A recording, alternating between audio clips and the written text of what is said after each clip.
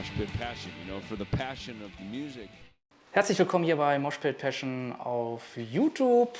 Ich bin der Kajo und wie ihr sehen könnt, ich bin nicht alleine hier. Neben mir Sonny von P.O.D. Wir sind heute hier in Oberhausen. Die Band spielt dort mit einem ganz abgefahrenen Line-Up, kann ich euch sagen.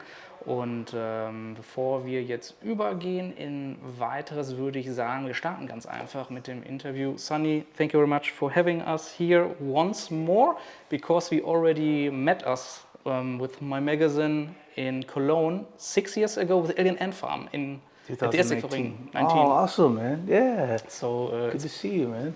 It's been a wild ride during that time. Pandemic came in. You released a new record last year. It's brand new. Please, guys, check it out. And however, today is the last Godsmack tour date in this whole package. But you guys will play a couple more shows in the Netherlands, for instance, and Czech Republic also. Prague and Warsaw, Poland. Yeah. So just a few more shows. I mean, we don't get here as much as we'd like, so when we're here we want to play as many shows as we can. I remember last year in summer it was announced also that you come to Europe, and it was also, I don't know how many dates you announced, and then me and my cameraman were like, oh, P.O.D, they play in Cologne. And then we wrote our PR guy who's doing the P.O.D PR stuff here in Germany, and he's like, no, P.O.D, they will not play. And I, what? Check out the website and contact That's right. And yeah, we played a bunch of the festivals, but I mean, we would be here every year if we could. It's just it's difficult, and then now even after COVID, the expenses even to travel, and so I think at that point there wasn't even any transportation because everybody was touring over here for the festivals. The promoters weren't treating us right, so it was like if we would have came over, it was like it would have cost us, and that makes no sense. You think like that doesn't make any sense, but the cost of doing stuff is difficult, so it didn't work out for us. We were completely bummed, but we were still able to fly over and do some of the festivals. Yeah, it's crazy how the industry changed, especially after the pandemic. Oh yeah, States too. Yeah. States too? Yeah. Crazy. And the one side is the business side. The other side is let me say, the creative side, when bands like you doing music, releasing new music. And for me, if you ask me, as somebody who was following P.O.D since 24 years, and when it comes to that record, and if you would ask me, or at least if I tell people about, I do an interview with P.O.D, and they were like, oh yeah, that band, which had one single, and they got another song, it's but they got way more records, way more songs.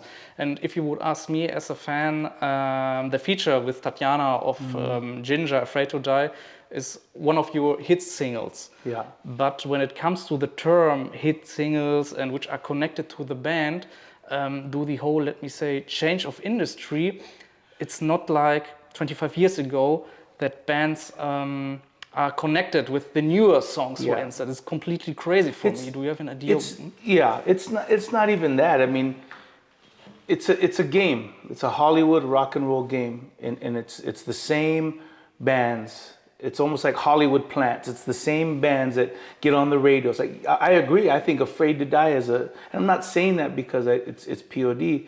I just think it's a great, catchy song, and it's proven when we'll play in front of 90% of people tonight that never even seen us play and might not even heard this record, and all of a sudden they're like, and they're singing this song. It's that attractive. It's that catchy. But, when you go to the States or even around here, it's like, P.O.D.'s not having a #1 single because it's always the same 5 to 10 bands that get the singles. But that's bigger labels, bigger management, more money to spend, And P.O.D. hit the top of the mountain when we started, but we also saw the industry for what it was, and then we just said we want to just be a band. We don't want people telling us what our music's supposed to sound like, and you have to count the cost. That cost. But you look at a lot of the bands that they changed, their music changed, their styles changed, and then they go back and they flip flop. But we get to put out records. How many bands? There's bands out right now that are selling arenas and stadiums, and they have 3 albums out, and they've been a band for 30 years. It's crazy. That makes no sense. No. It's a business. For us, we're like, you know what? We might not be as big as we once were, but we rather hold on to our integrity and our honor, and no one's going to tell us what our band's supposed to be like. And that costs, though. Now we don't always have the big opportunities. But for, like you said, fans like you, they're like, no, they pay attention to our records, and they're like, these are good records, and these are good songs, and they're a great live band, and I love this band, you know. So I'll take that any day. It's definitely good to hear that you don't also, let me say, give in or play by the rules, because that would affect your outlet, like you said, your visual style, etc. Because bands, I don't want to say it's sell off, because it is. But I can't. I don't know how to. I don't know how to do that. And I mean, we experienced that. Like I said, when we went to the top, and then all of a sudden we went from 4 guys in a band to now because we're making you money, well, you need to do this, you need to do that, and everybody has their hand inside of your band, and it's like, after a while that gets old, and then it just, I think just for peace of mind's sake, like we just want to create the music that we love. We want to play shows, and we're grateful. Look, we're here. We're playing to amazing crowds, amazing shows, and we can't ask for more. I mean, all we could ask for more is that we get, you know, But maybe that's not. I mean, I'm not saying that's the answer, but I would rather keep writing the music we want, keep being who we are, because there's a lot of bands that they don't have the passion that this band has. There's guys that are in top bands and they don't even like the bands that they're in. Yeah, that's often. But they pay their bills, and so they're out doing other things and trying to fulfill that. Whereas like I'm fulfilled with P.O.D. I want to add that yesterday I saw the DVD from P.O.D, which you released also 25 years ago, still paying dues, and it was like from the beginning until, was it the self-titled or satellite record? And you can see all this kind of Southtown style living with family. And like I said, I'm following you since this DVD came out. And it's like, the guys are still the same, doing the same music. Of course, some records sounding different, but the roots and what they're doing, it comes from the heart. It is for the fans, and it's not like we are P.O.D, we are now a rap rock band, and now we are doing something completely different, because there are a lot of bands which did that. It's awful, but you stick to your roots, especially Snuff the Punk record, for instance, and you can see that roots in every single record somehow. Thanks, man. And it's a lifestyle for us. I mean, aside from getting older, because we've been doing it 33 years, it's still a part of our lifestyle. You look at, back to the day of our roots, like we're still the same guys. We just got older, but we're still in the same neighborhood. We still have the same friends. We still live, with our people, but we're lucky, and we feel lucky to keep doing this.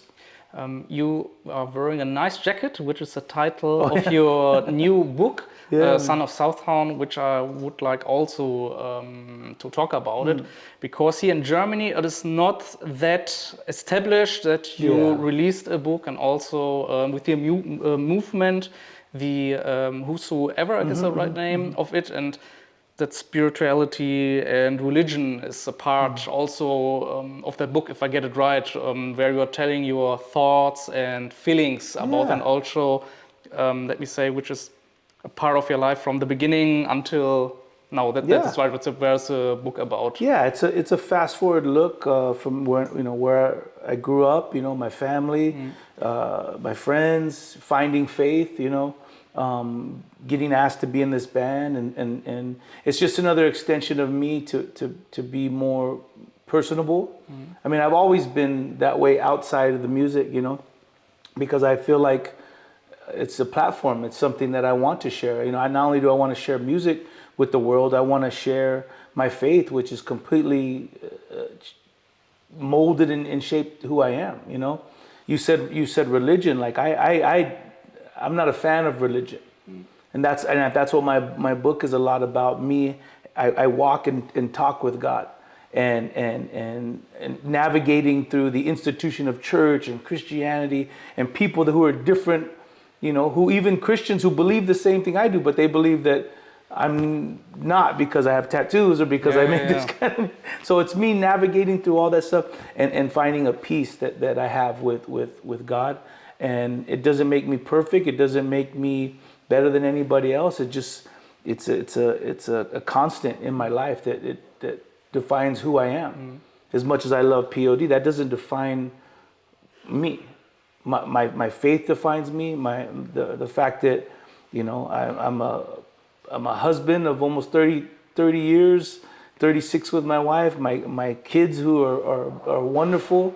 That's what defines me. That's my character, you know. So this book is just an extension of that. What I really like is when people want to discuss about your belief and also the book. It is not like that you push your belief and views on other people. Or sometimes people are getting offended, like, oh yeah, this is a Christian band, they're writing this kind of music. It's like, yeah, but it's not like, hey, you have to believe this. No. If not, you got cancelled, etc. Yeah. You know, it's completely stupid because I saw, by the way, the Blabbermouth headline a couple of weeks ago. Yeah. Like, people are getting offended from my beliefs or the person who I am and how I see things. And it's like, yeah, but it's his personal choice. And for instance, I'm open-minded asking you about it because I'm interested and not like, yeah, that's your style. I would just, don't know, claiming for headlines, etc. Yeah. It's crazy how people are still offended and also how they, let me say, react to that. And just because of this, they're like, P.O.D? Yeah, no, I don't know, that's not for me. Yeah. Well, I mean, even the Bible says, Jesus himself said that he told us not to be frustrated. He said, if the world hates you, he said, it's because they hated me first. Now that doesn't count in any other religion. You can say now you can be whatever you want to be, do what you want to be, and nobody is offended. But you say Jesus, or you say, oh, I believe in God. Wait a minute, don't preach at me. But I also get that because the hypocrisy of religion, that's what people see. And that's what my book is trying to say. No, I see that too, but that's not Jesus. I believe that it breaks the heart of God that we act this way as so-called believers, you know, or even the institution of church, the way they act for all these years. I don't believe that doesn't represent the character of God, but also I can't look to other Christians or churches and judge them for that because they're just men, they're people. They make mistakes just like I make mistakes. But that's why I have to read my Bible. I have to study these things. I have to learn them. I have to have communication with God. But it's personal. I don't see why anyone would be offended by my faith because if I didn't have Jesus, then you should be offended. Because if you don't know the teachings of Jesus, like, dude, if I'm in a bad mood, I might hurt you, right? Or you do something wrong to me. My natural flesh, I want to hurt you, but it's only because the teachings of Jesus say, love that person, even when they spit on you, even when they hate you, love them. So you're offended by that. That's what I don't understand. If you watch or you read about the character of Jesus, why would anybody be offended? So it makes you want to look into it, be like, okay, well, is this because it's the truth and people are offended by the truth? So that's up to every person to discover for themselves.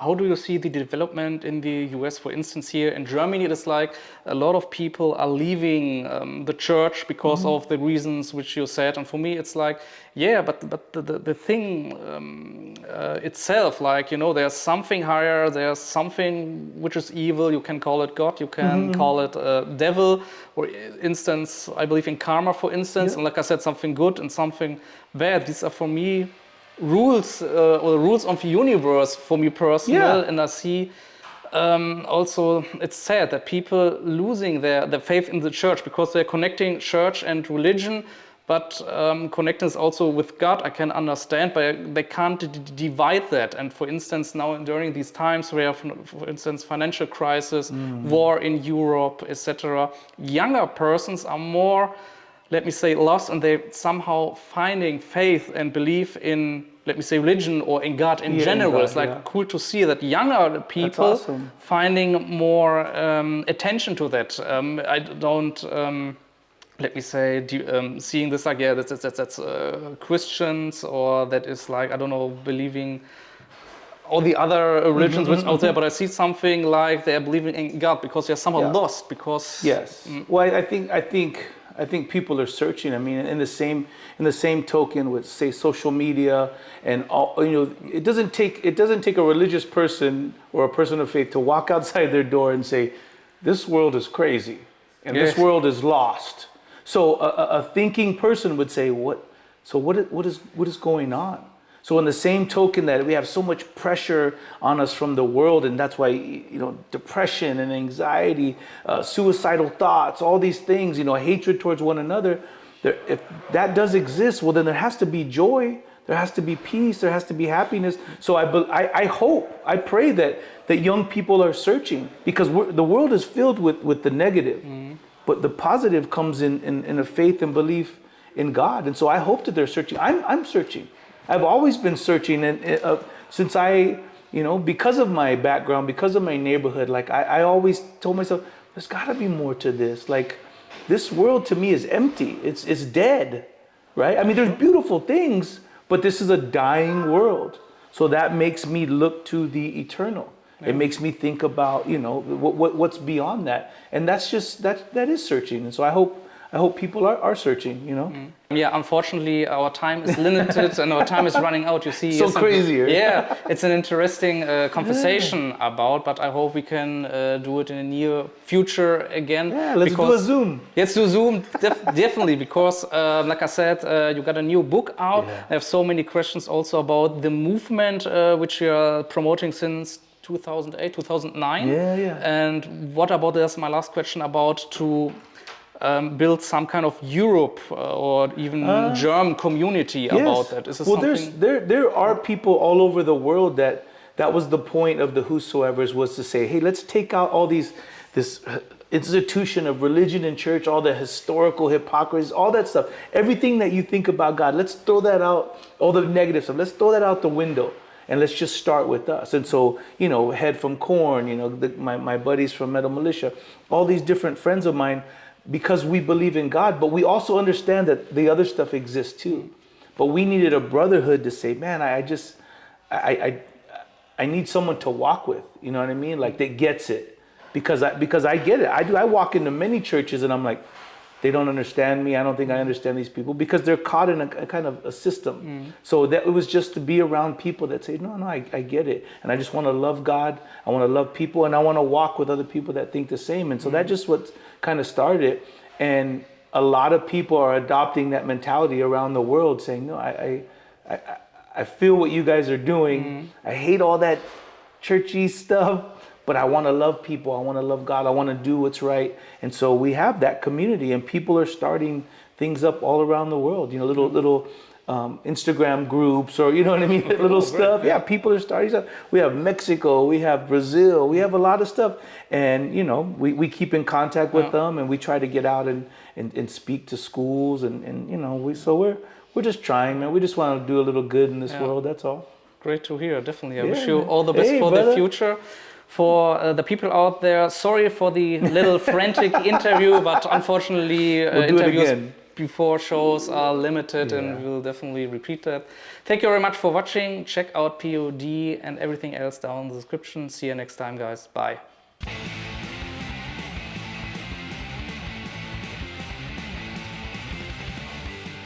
Moshpit passion, for the passion of music.